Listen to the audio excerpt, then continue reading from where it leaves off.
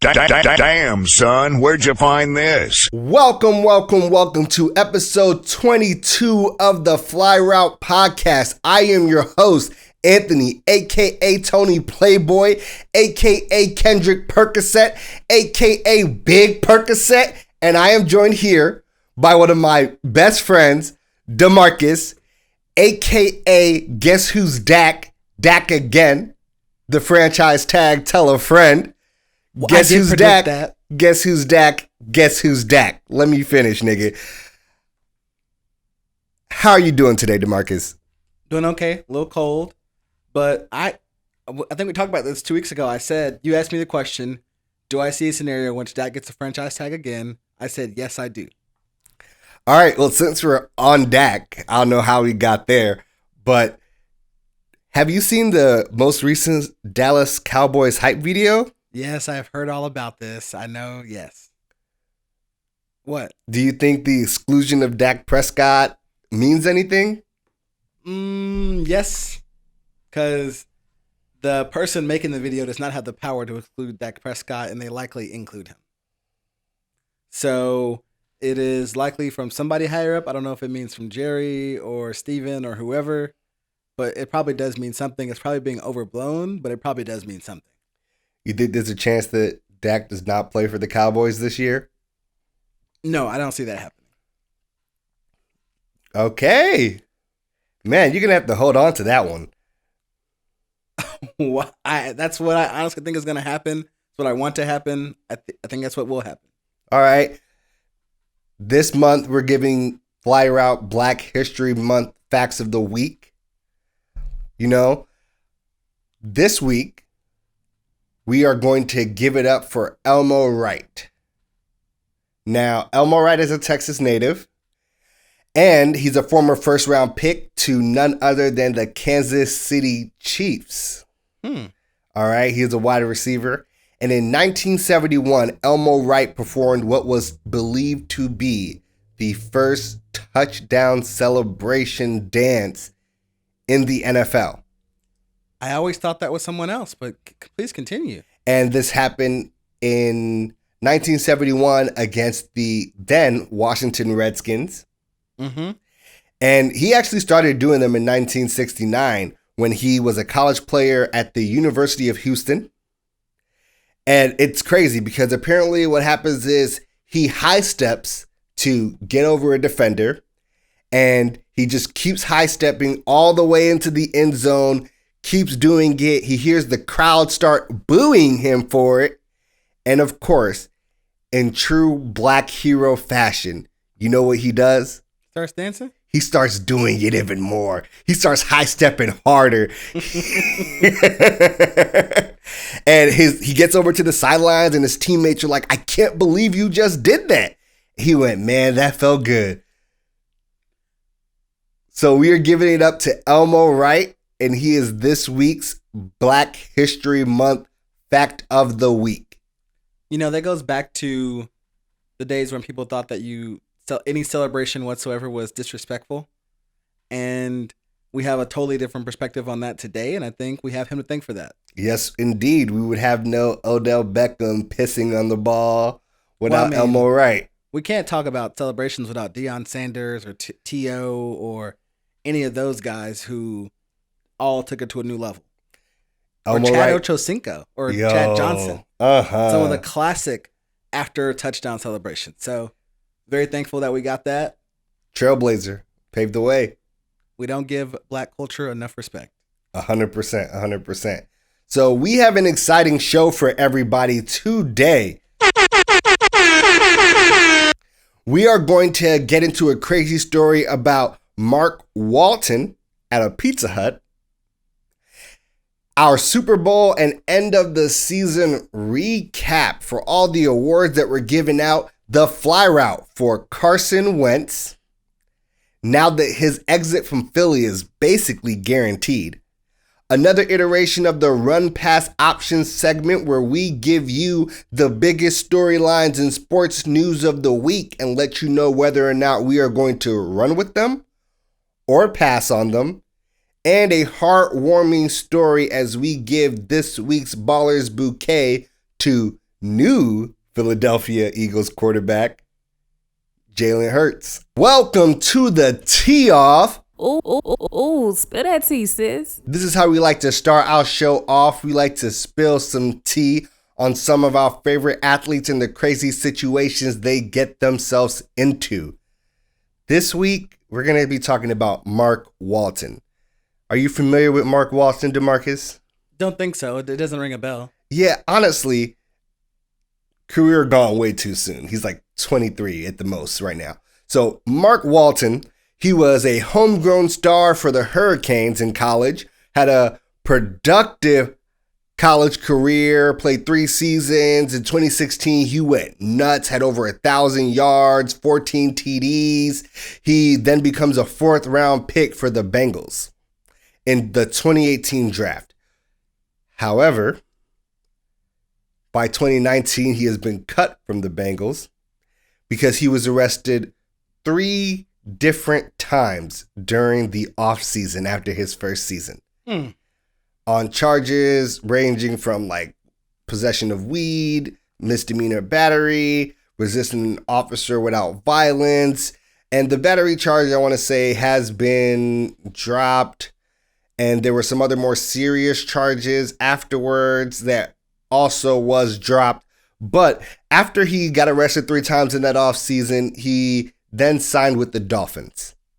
Of course, go to South Beach. Get out of trouble. He's actually from Florida. He's from the Miami area. So actually, that's probably the best place to get back into trouble. And then he gets suspended by the NFL after signing for 4 games because he violated the substance abuse policy at the time, basically because of his arrest. And look, I have to start with how he got suspended. And like, this is big because the great story that's modern right now is the Pizza Hut story. It happened on like the 31st. But he gets suspended because he basically gets pulled over. They think he's driving under the influence, right? And what ends up happening is he gets out the car.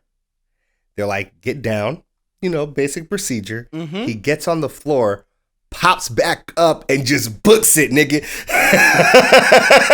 You did not see that coming, did you? I did not. Yeah, no. He gets on the floor like he's going to get down, but he's an NFL player. So, he'd done the burpees before. He basically popped a burpee on the officer and took off. And then he gets to a fence. They tase him. He's like, he's almost going down. He rips the taser out of him, and then he keeps booking it, and he gets away. Can I make a Freedom of Information Act request for this body cam footage? Does it exist?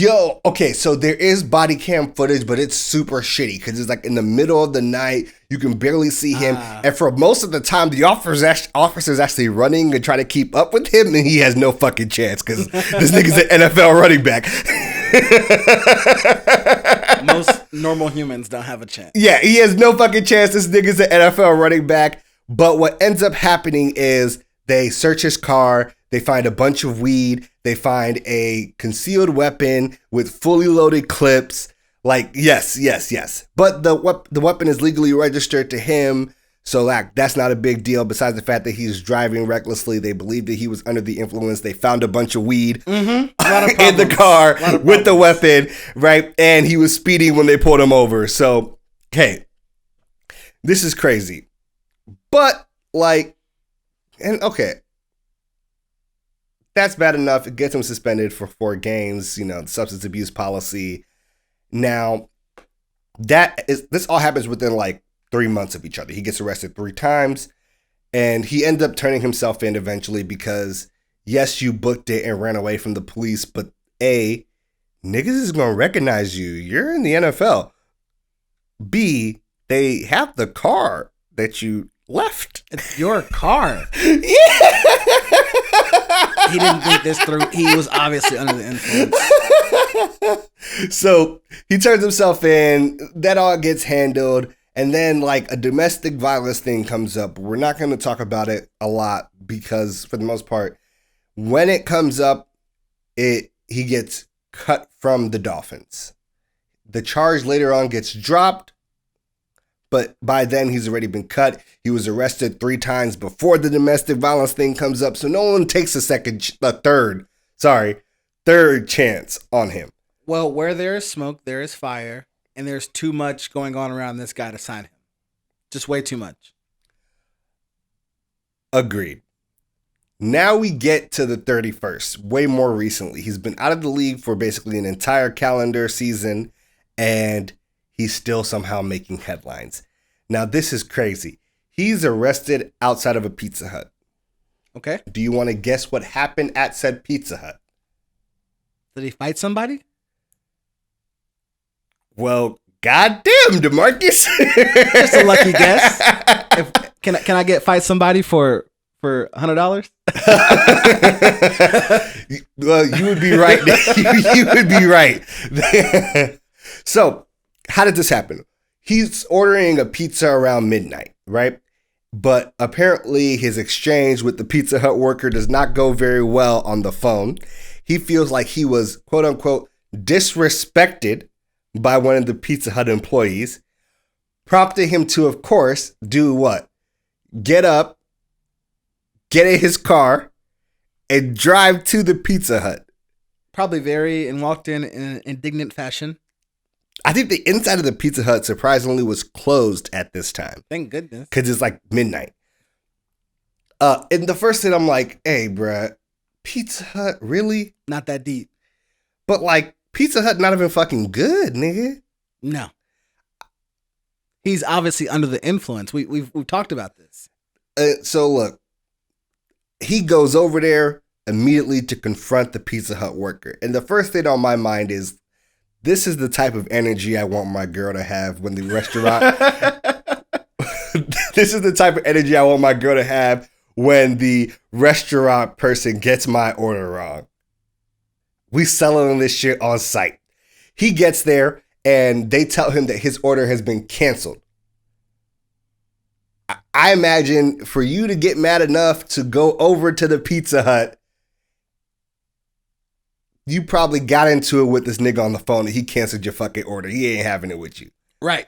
But he gets there, finds out his order is canceled, and immediately starts banging on the windows of the Pizza Hut, trying to bust the window open so he can get in there and fuck this nigga up at the Pizza Hut. What part of this is a good idea? Keep that same energy, nigga. I'm loving it so far. So, while trying to smash the window of the Pizza Hut, somebody is with him. Basically, reports are kind of mixed. They're like, is it his brother? Is it his cousin? But basically, it's his mans. Most people are saying it's a relative. Regardless, he's there with his mans. Because, like, at least his mans went to the Pizza Hut with him. And, you know, I always say, be careful who you do dirt with. Mm-hmm. Mark Walton was actually very careful who he did dirt with. His man tries to stop him from busting open the Pizza Hut window. He has someone in his corner that's actually hella good to him. It's like, bruh, you can't be doing this shit. You about to get arrested. Let's get out of here. Stop it. And this is where we get to, can I get a fight for 100, DeMarcus? He then beats his man's ass outside of the Pizza Hut for trying to stop him. I cannot make this up. He did not fight a Pizza Hut worker. He fought his man for trying to stop him from busting open the Pizza Hut window. Now, you were a fan of Chappelle's show. Of course. Do you remember the skit called When Keeping It Real Goes Wrong? Yes. This is that. This is that. He needs to come back and he needs to have this sketch be on his new first episode for his show. Because this is exactly that. It is. Friend kept it pretty real. He's like, yo, man, I'm here for you. Right. I'm trying to be a good friend by stopping you from getting into trouble. Again. For the fifth time. Yes. And he fights the friend. He don't fight him. He beats his ass, nigga.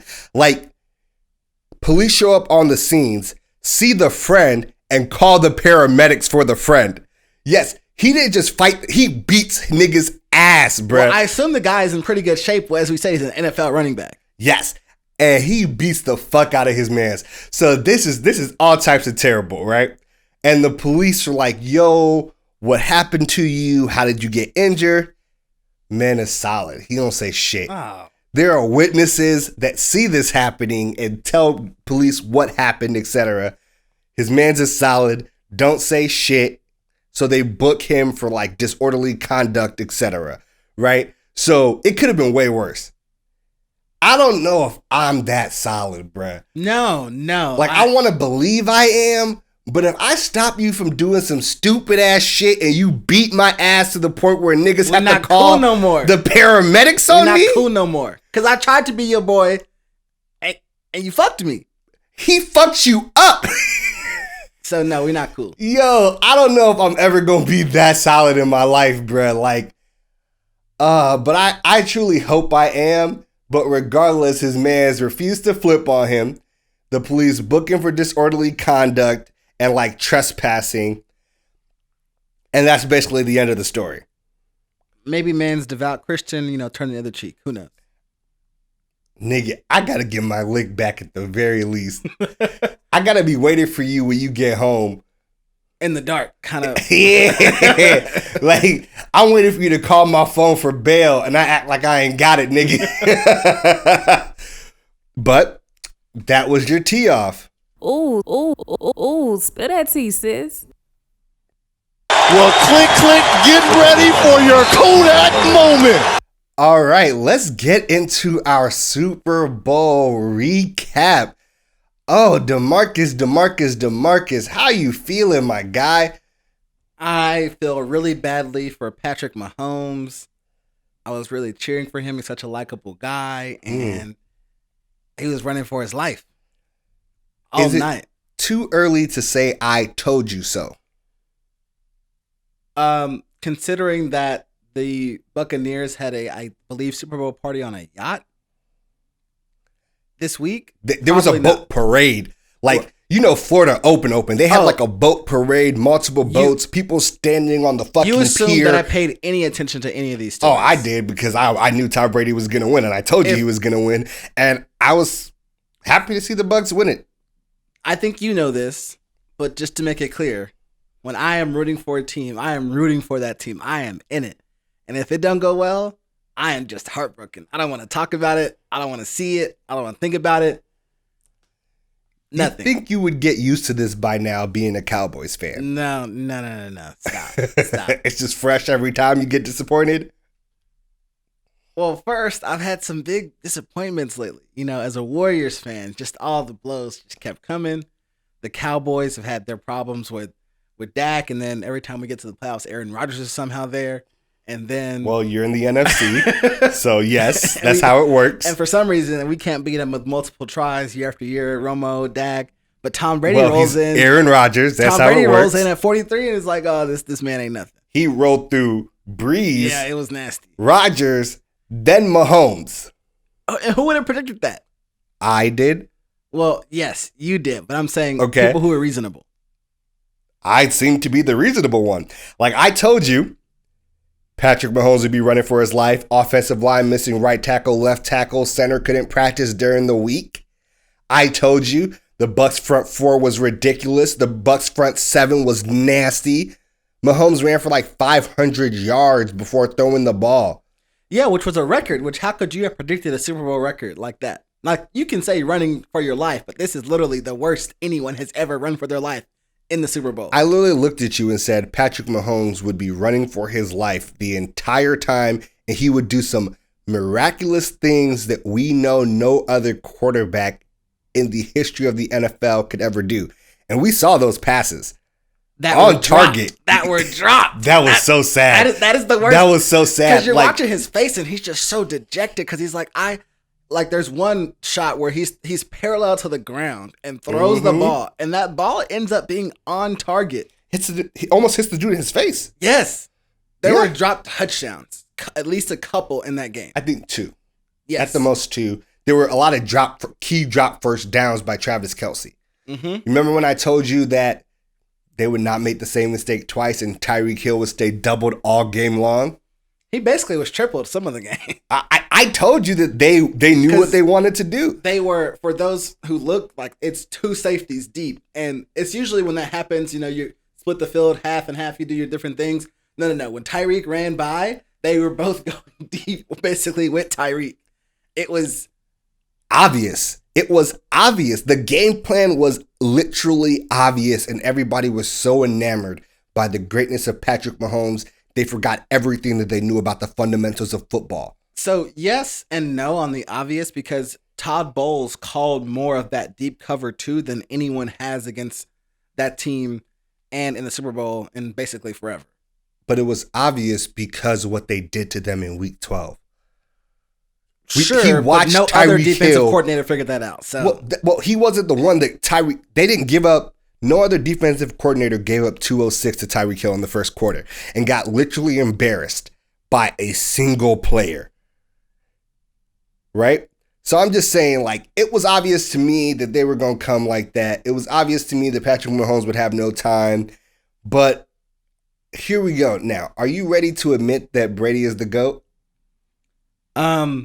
So I have some thoughts on this, and I was having a hard time putting my thoughts into words. And so I'm going to use the words of one of our great black journalists out there, Jamel Hill, who described this perfectly for me after Super Bowl. So it says, essentially, Tom Brady's a great quarterback. Probably the best quarterback. But he's not the greatest athlete of all time. He has not dominated the game physically the way that other athletes that, for example, Michael Jordan, who you would respect. Yes, he's good. Dominating the game physically and being good at the game are two different things. And when I think of GOAT, that's what I think of. That's why LeBron even has a chance in the MJ debate because of his physical dominance over the league for so long.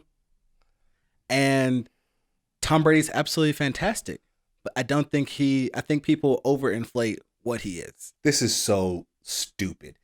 That quote is, look, that's your opinion. Here's what I have to tell you, DeMarcus. First and foremost is that while sports is physical, a lot of it is mental. Right? And if you don't have the physical and you do not have the mental, you cannot dominate a sport the way Tom Brady has, the way MJ has, the way that LeBron honestly has, the way he dominated the East for so long. Like, saying that his physical prowess doesn't look intimidating to you, right, does not negate his athleticism. She also was like Serena Williams, etc. And I was like, all of the other people that you're speaking about in their other sports, in comparison to Tom Brady, do not have 360-pound men tackling them and landing on top of them.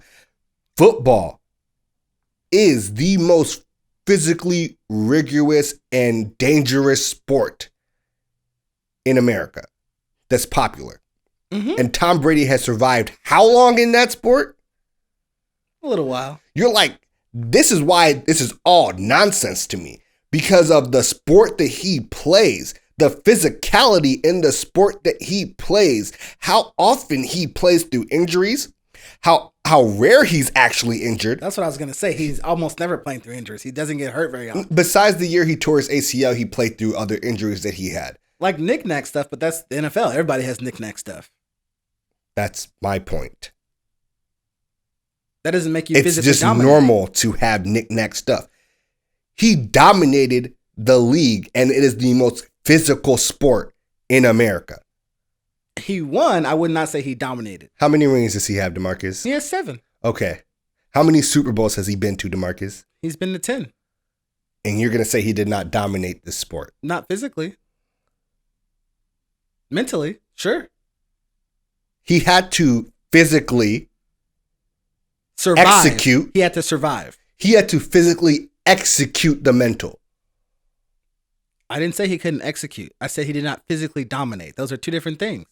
I don't think we're going to agree on this. Yeah, because you are such a staunch Tom Brady hater. I'm not and a have hater. been consistent, DeMarcus. He's a cheater. How's that hating? DeMarcus. Okay. I can't ignore the cheating. Did he cheat this year? Who knows? Look at you. He's been caught a couple times. times. And that's how we know you're a hater. There's proof. The Patriots and Tom Brady this year? Got in trouble multiple times for cheating. If you've gotten caught, Tom Brady get caught multiple times, or did the Patriots organization get caught multiple times? Because unless you're going to take every player that has ever played for the Patriots in those Don't years act like Tom's and call the same them as every all player. cheaters, Bill Belichick is recording other people's practices. How does that implicate Tom Brady? First, the Deflategate thing, I believe, is Tom Brady. He destroyed his phone, etc. That's been rehashed dozens of times. Listen, what I'm going to say is I don't think we're going to agree on this. Is Tom Brady the greatest quarterback to play in the NFL? Yes. Is he and should he be a first ballot Hall of Famer? Absolutely yes. I just think people overinflate Tom Brady, and I always will hold it against him that I believe that he's cheated at least once, and that's enough for me. That's all I'm going to say on that. I'm looking forward to next year's Super Bowl. Do you think the Bucs can run it back? No. Who do you think will be in next year's Super Bowl? I Bowl? don't think that they could survive the same gauntlet again. And inevitably winning the Super Bowl means you lose pieces. Those pieces become more expensive to keep in the offseason. With the salary cap dropping, I think that's hard to do. It's hard to repeat in this league. They don't have a lot of free agent pieces, actually. They have two key ones. But even if you don't, you have injuries, and it's hard to repeat. The last team to repeat was the 04, 05, or something like that, Patriots. The who? That was the last time. The who? It is hard to repeat. The who? No, I asked you a question. The who? Who was the last people to repeat? It was Tommy. It was Tommy? Yeah, over 15 years ago, because it's hard to repeat. But it was Tommy. It's hard to repeat. Okay. So all I'm saying is they actually don't have too many key free agents. Like Leonard Fournette will obviously be a free agent. We'll see what happens with him. Right? They got Chris Godwin, and they also have what's his name? Levante David? I have no idea. All I know is it's hard to repeat. Injuries happen. Your quarterback's 44. Okay. We'll see. That seems like a reasonable point to even me. If they lose Godwin, I think they can keep Levante Davis. I think they can keep him, right? And if they lose Godwin, they can keep AB because nobody is signing AB. If he's around to be playing in 2021, sure. Are you predicting AB doesn't make it to 2021? I think that his legal disputes will continue to play out in 2021, and we'll see what happens. All right, let's talk about the end of the season awards, DeMarcus. You know, like many other things on this podcast, you gave me a lot of flack for my predictions. Like many other things in this podcast. Like many other things in this podcast, I was right for the most part. Right? Hindsight is 2021, as we always like to say. I got 5 of the 7 things that we predicted correct. What's up, DeMarcus? First, I would let's start with the MVP. Giving flack. Second, hindsight's 2021. No one says that. You have said it on this podcast. Hindsight is 2020. You getting the saying wrong, dude.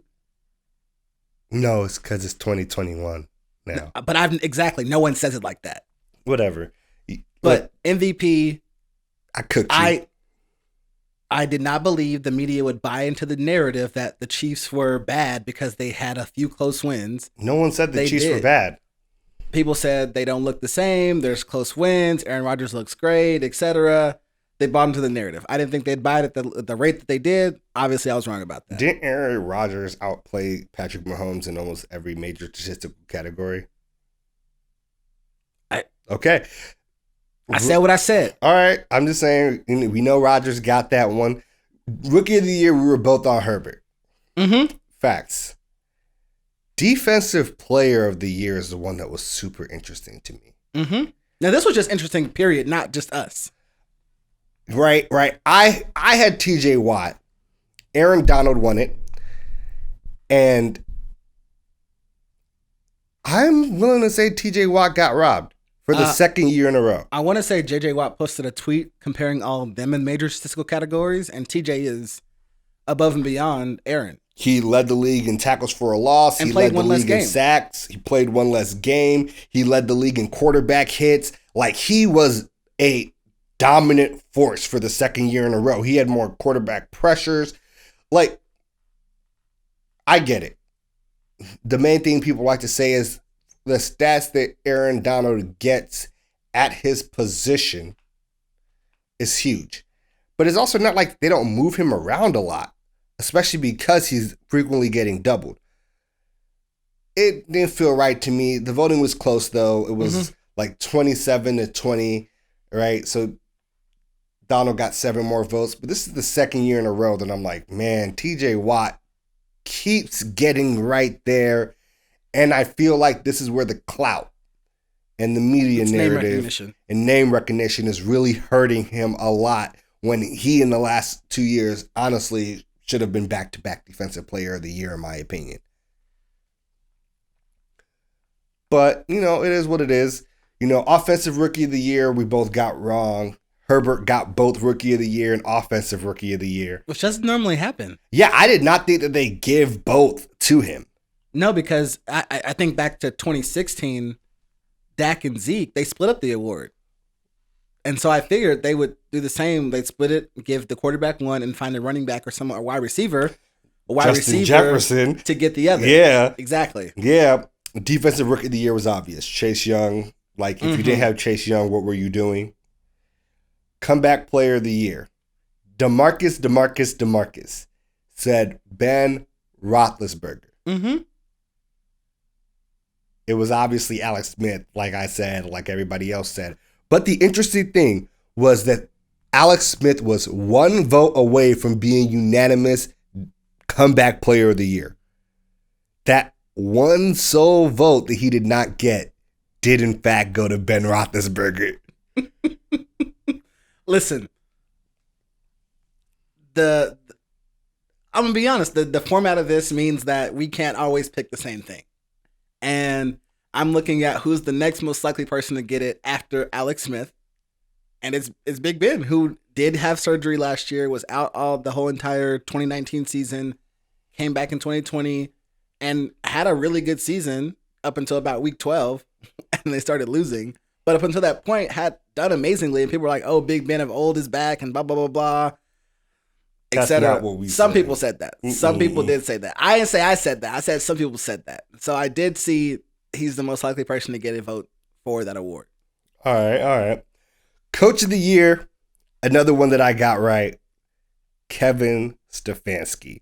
I told you, like, Ron Rivera was obviously a great pick, especially battling cancer, rallying that team, making the playoffs, right? Even though, like, it's the NFC least, someone had to literally make it. But Stefanski was far and away the guy, man. 22 years without winning a playoff game, 19-year playoff drought, comes in, takes the team, gets it going. And that brings me to this question. Do you think the Browns will have a repeat performance of last year? I don't. You don't think they'll make the playoffs again? No. I think a lot of teams in the AFC who were down this year are going to be back up, or at least trending back up in the right direction. They take wins off of people on the way back up, etc. I'm not sure if the Browns win some of the games they did last season. Plus, of course, the thing always is strength of schedule. Whenever you do well, your next year's schedule is partly based on how well you finished. So you're going to have a lot of more competitive games, at least against teams that finished well the year before, which is usually a pretty good indication of at least a solid football team. So, not quite. They could still sneak in as a wild card team with the new format, but I don't think they have reached the highest they did. Be solid. Will they make it or not? I said I wasn't sure. I said they'd take a step back, but I'm not taking a position on the playoff thing. I will. The Browns have made the playoffs again, like I told you at the beginning of this past season. Honestly, I'm most interested to me is whether or not they keep OBJ. I don't think they will. There hasn't been a lot of noise around him. But the team looked a lot better without him. I 100% agree. But there just hasn't been a lot of noise around him. He's coming off yet another injury. Who knows? I'm not sure that he really wants to be in Cleveland. I understand why you say that, but he has been very staunch in not giving anybody any actual ammo for that claim. He's turned into a veteran NFL player, yes, but knowing OBJ... we've seen a lot of vet NFL players make some comments about why they don't want to be where they're at. Well, sure, but I think in this case, he's more mature. He's learned from some of the trouble he got in earlier in his career. I think that is why he's not saying anything, not because he actually wants to be there. That's all. Okay. Well, let's see if Tom Brady goes for 8. Gosh. Y'all is Tony Playboy. All right, let's get into the fly route for this week. Carson Wentz. He is on the market. We know that for sure. At this point, it's a question of when, not if, he is going to be traded. You know, the big names, the insiders, Schefter, Rappaport, they have said that they thought this could happen even this week earlier. Things are starting to slow down a little bit because Philly reportedly wants a Matt Stafford-like deal for Carson Wentz. They're talking 2 first-round picks. A lot of rumors are flying up. Right now, people are saying the Bears and the Colts are the 2 most likely teams. Odds have them at Bears at plus 100, Colts at plus 150.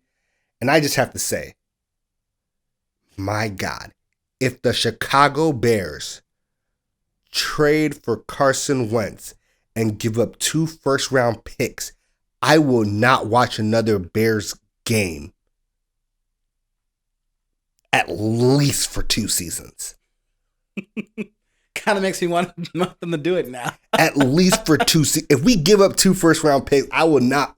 Actually, how about this? I will not watch another Bears game until Ryan Pace is fucking fired. This is a protest. Don't hold your breath. This is a fucking protest.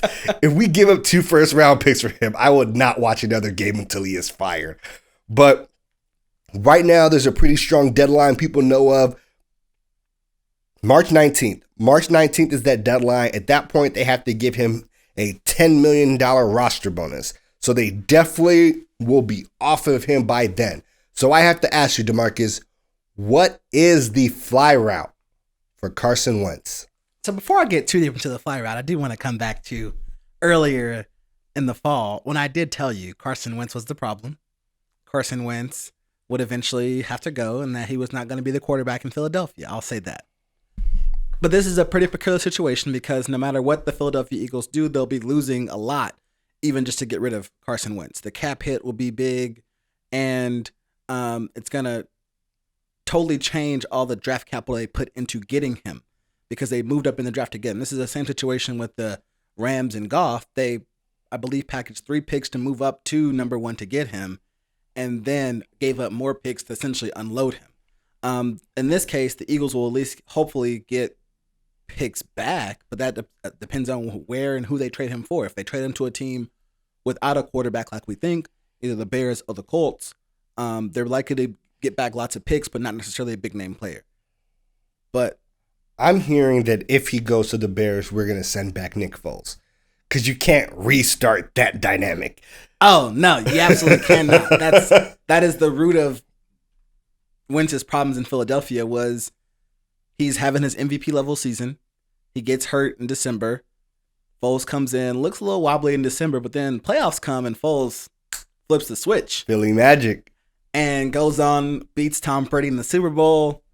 Locker room loves him. He's a kind of hometown hero. And then circumstances. They build a statue to him. Like, they literally seriously. have a statue. But circumstances happen that he gets shipped out, goes to Jacksonville, and then ends up in Chicago.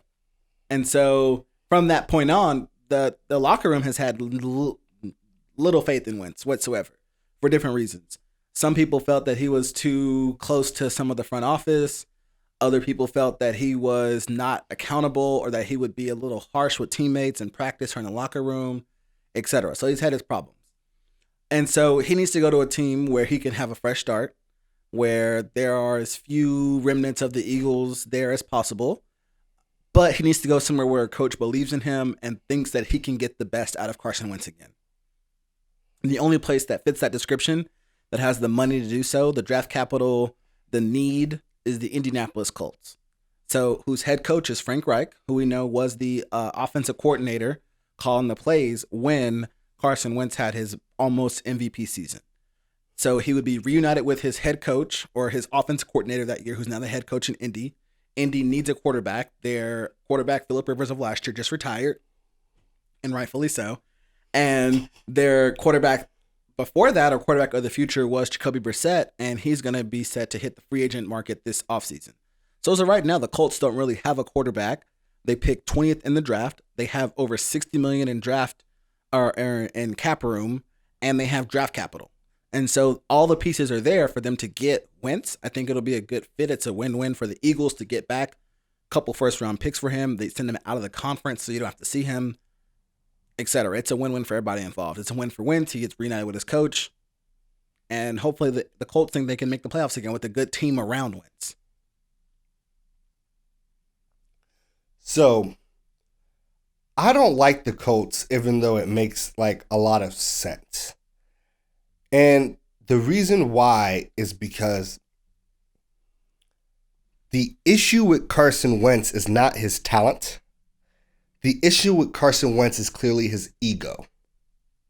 Yeah, that's fair. All right. Like, all the reports that came out of Philly this year really kind of reshaped the Carson Wentz narrative for me. And it's where I go from saying Carson Wentz is clearly still a talented quarterback. He didn't have enough help on the Eagles, which I still believe to be true. And more so, the system and the culture that was set in place around him and with his coaches was poor. And I don't want him anywhere near any people from that 2017, 2018 season at all. Because the issue is he did not like to be coached, right?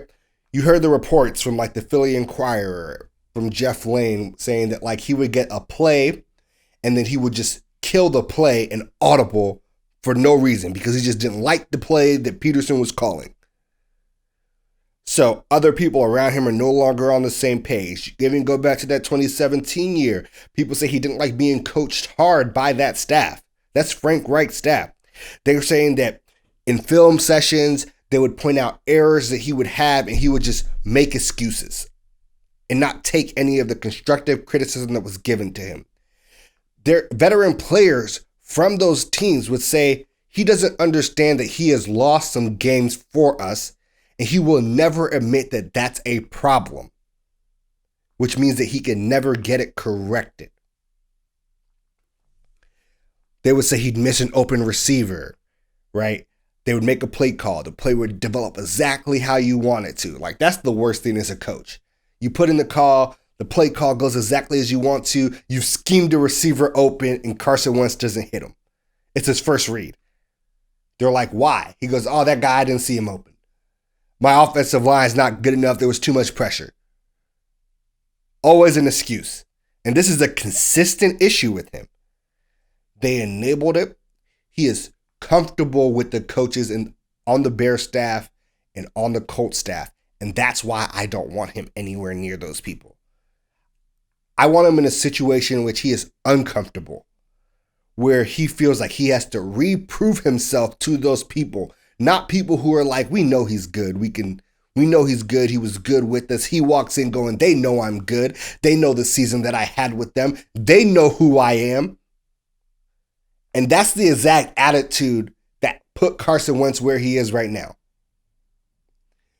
So for me, the fly route is the team that is third at plus 800 in the odds for Carson Wentz, the Denver Broncos. The look on your face has me interested. What's up, DeMarcus? It makes some sense. That was my gut instinct when I first thought about this.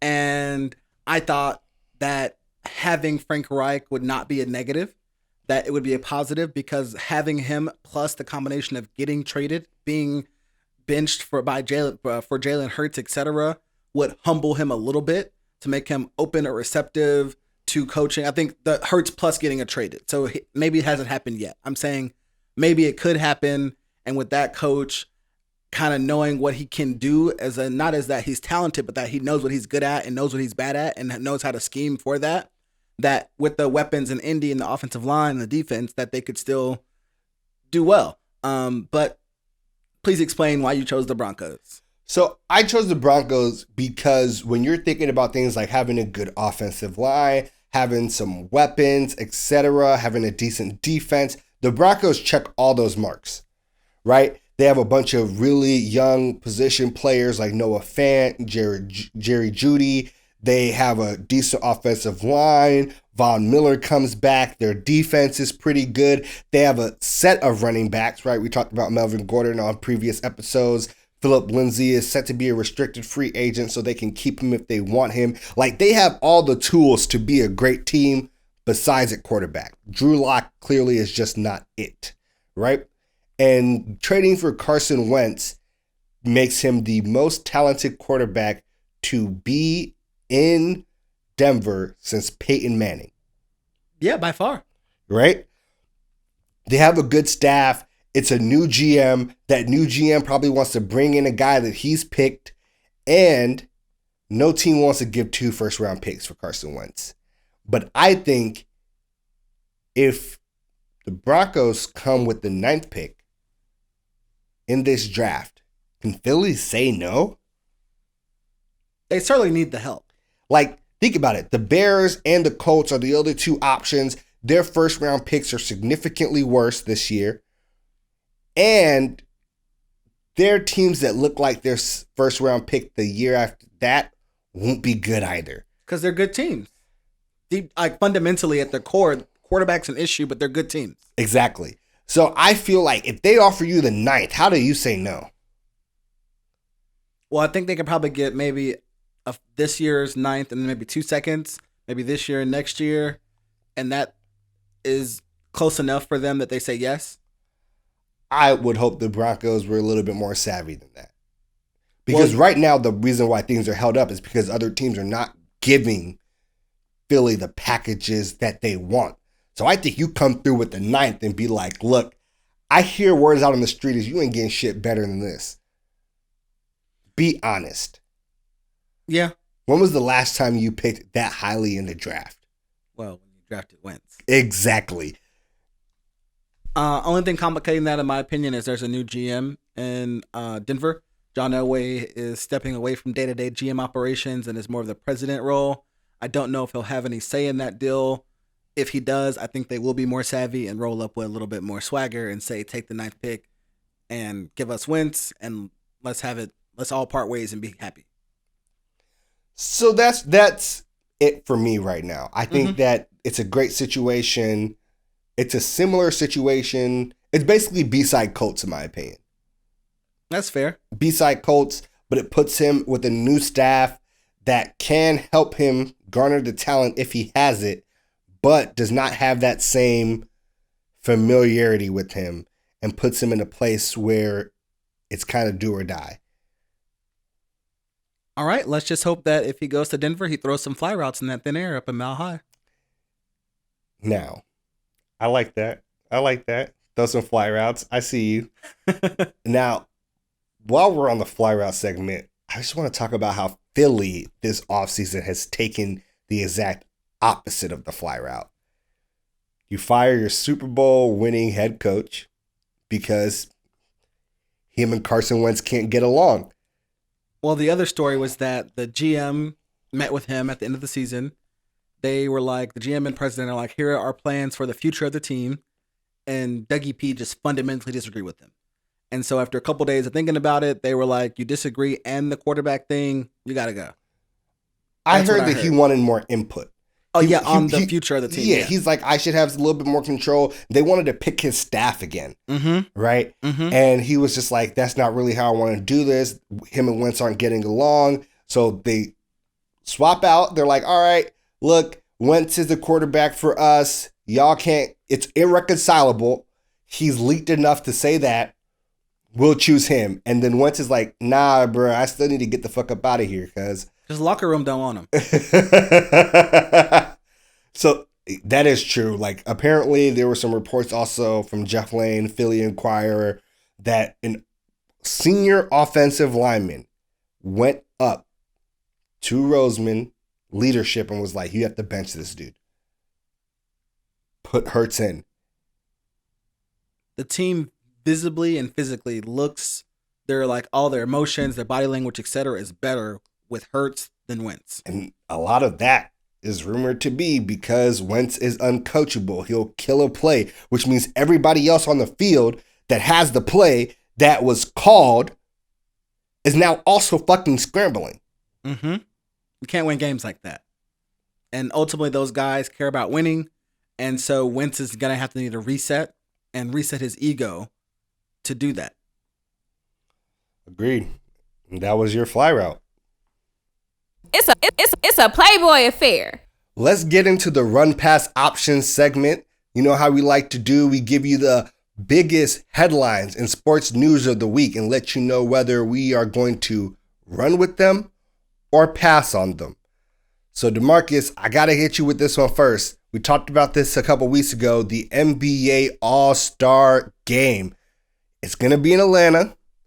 They have a finalized date.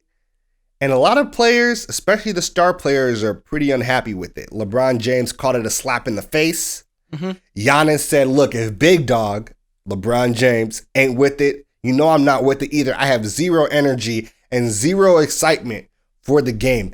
And my favorite was De'Aaron Fox, who just said, this is literally stupid. Mm-hmm. And reports now that the NBA wants to add the dunk contest into halftime of the All-Star Game after this backlash.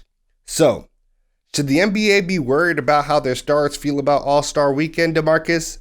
Run or pass? I will pass, but I have heard reports that people inside the NBA Players Association, including President Chris Paul, were pushing for the All-Star Game.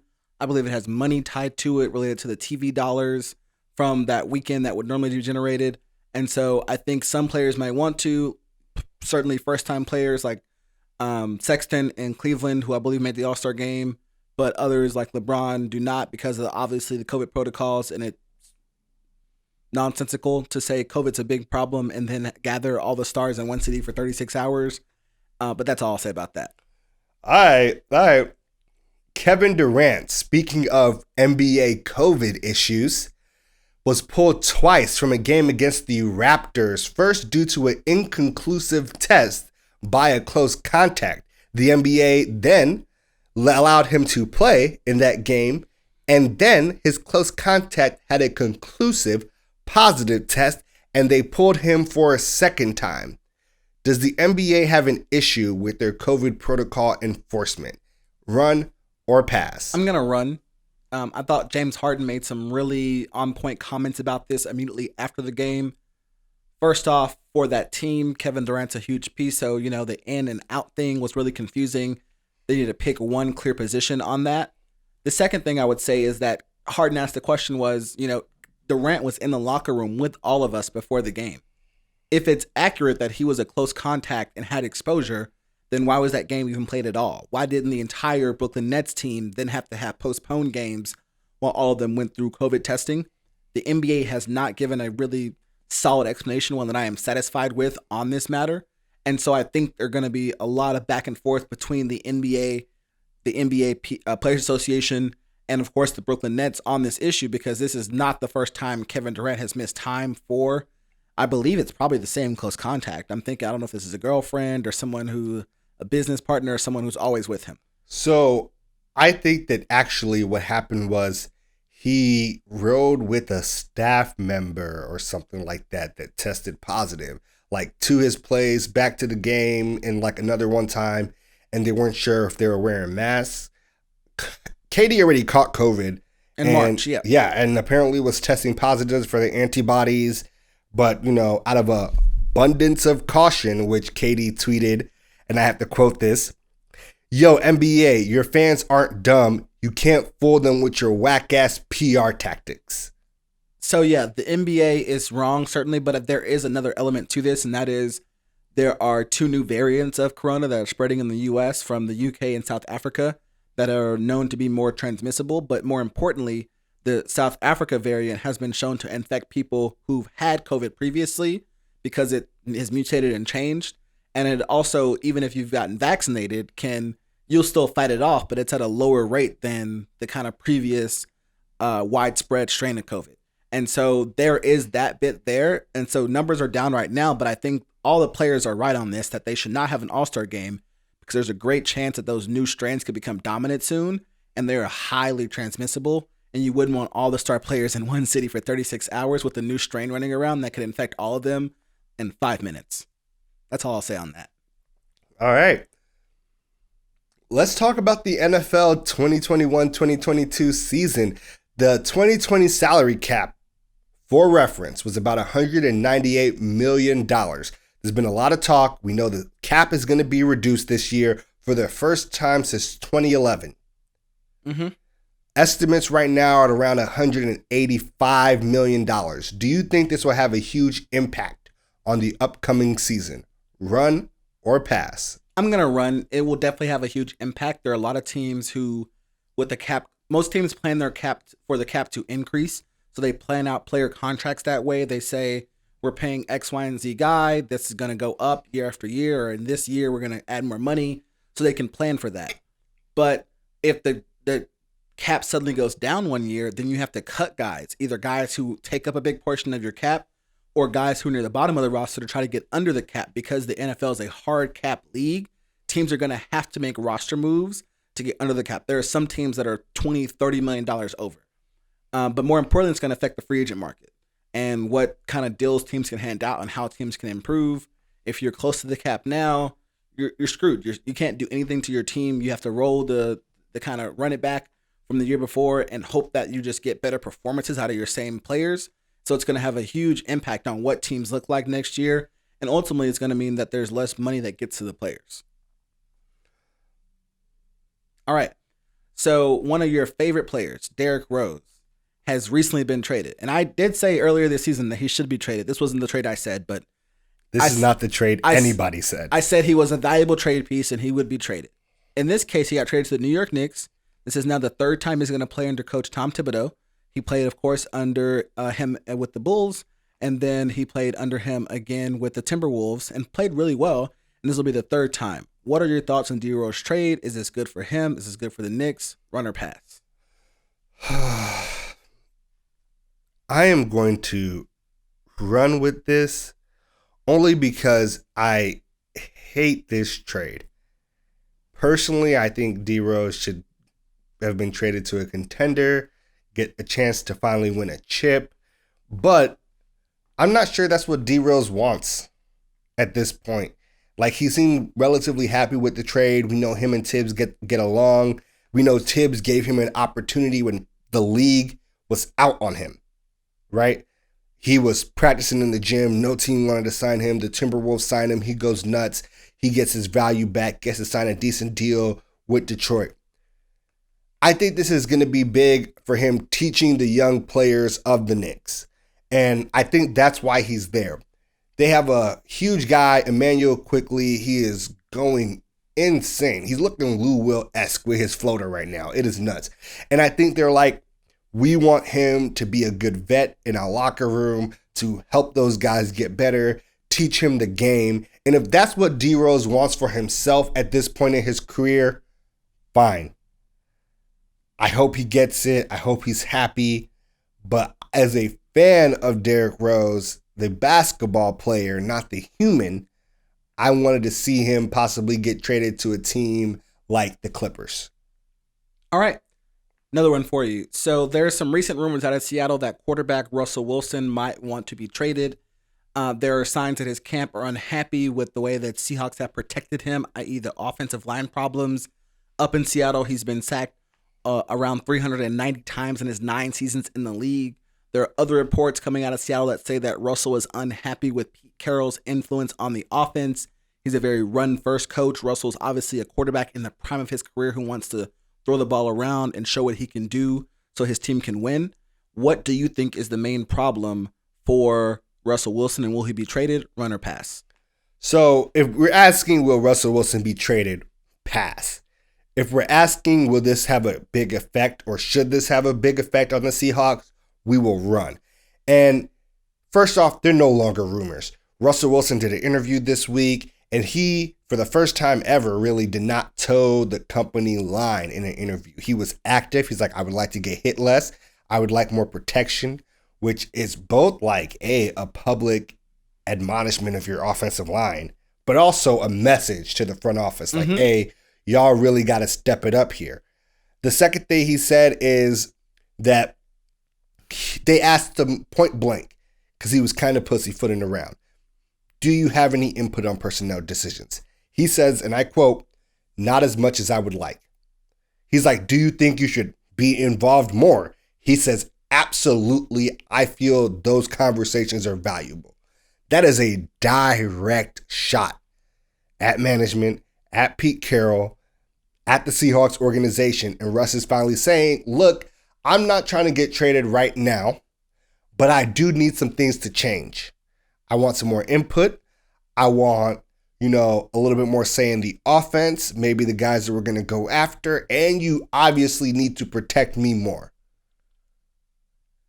That being said, he's not going anywhere anytime soon. I don't think the Seahawks want to part with Russell Wilson. I don't think Russell Wilson feels any immediate urgency to leave the Seahawks. So for now, trade rumors will pass. Maybe, hopefully, some changes for the Seahawks to help support Russell Wilson more. Always going to run with. All right, we're rooting for Russ. Hope he gets back to cooking, but we'll see. Hopefully he has some pressure on the front office and we get a resolution out of this problem this offseason. Welcome to the final segment of our show, the heart of our show, Ballers Bouquet. Too often in the media, people only want to focus on the negative and salacious things athletes do, and they never want to give them their credit where credit is due. Here, we like to make a change.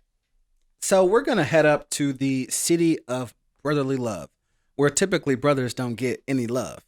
But Jalen Hurts has been putting it down in Philadelphia this past season. He took the starting quarterback job from Carson Wentz. And as a result of all his hard work, both on and off the field, Jalen Hurts is the recipient of this week's Ballers Bouquet.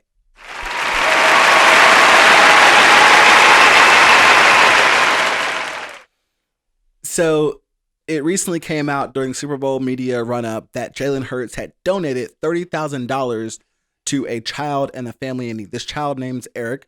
Eric is a 7-year-old who's suffering from cancer right now. And he met Jalen Hurts through an organization called Alex's Lemonade Stand, which is a pediatric cancer organization that seeks to support families, fund research, and raise awareness about the issues related to children with cancer. And Jalen Hurts was touched by the story when he met this young man, Eric, and particularly when he found out that Eric and his family of 7 were living in a 2-bedroom trailer in Nottingham, Pennsylvania.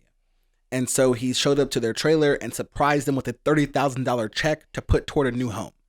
So congratulations. He literally pulled up with the check and backed up the Brinks truck and really, really helped this family out. It was totally a surprise to them. And so they're going to be able to put this toward a new house and have a better life, like straight up. And, it's really hard being a family with a child with cancer. It costs a lot to put a child through treatment, even, not medical bills. There's other things that food, diet, etc. the child needs during this process. And Jalen Hurts was really there to help support this family during this time. And, when asked about this, he said, quote, I know they've experienced a lot of adversity. They had to deal with a lot of different things. But one thing I like to do is to be encouraging at all times, to uplift those around me. And I just wanted to make an impact on the city of Philadelphia and those people in the area. And so after, watching the family get the check, Hurts met with also a different organization. He had a Zoom call with the Philadelphia Boys Latin Charter School from West Philadelphia, and he agreed to donate $10,000 for their football team for new equipment. And so despite him being a rookie player, despite him, just getting to the league, and we know that rookies don't make a lot of money, he is really putting his heart out there. He's putting, himself out there. And I hope that he continues to do well in Philadelphia or wherever he ends up being, because he is a player who's helping those people in his community around him. We talked about, and I've talked about people doing the little things every day to help people to prevent crises from happening. And Jalen Hurts is doing that kind of work without anyone asking him to at a young age. And that's a really great sign for that young quarterback in Philadelphia. And so that's why he's this week's recipient of our Ballers Bouquet.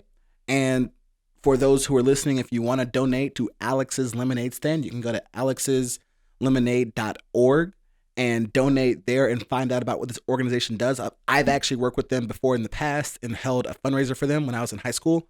It's a really great organization. I would totally donate to them again, and hearing stories like this makes me want to donate and be generous and kind and make the world a better place. It gives me some hope. Man, we talked about Philly a lot this episode. We did.